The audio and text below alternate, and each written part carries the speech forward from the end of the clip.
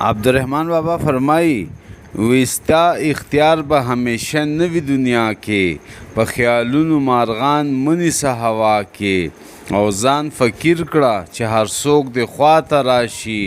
مغرور کله یادوي څوک په دعا کې او وایي چې همیشه ته د بل بدو ته نظر کړي خدای د خپلو بدو ولې ناخبر کړي او وی خاموشي د سړي سل عیبونه پټ کړي د هوښیارو خلکو ټینګ د خولې جلب وي او وی څوک به سپک څوک به درانه راپسې وایي زه رحمان په درنو دروند په سپکو سپک یم او وی تر قیامت دغه لس او دغه شل دي پوره نه کړو هیچا شمار ته دی دنیا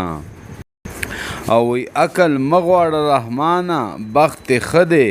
عقلمند د بختورو غلامان دي او که چاته د انصاف په لاس کې درکړه خپل ټټو او د بل اس به برابر کړي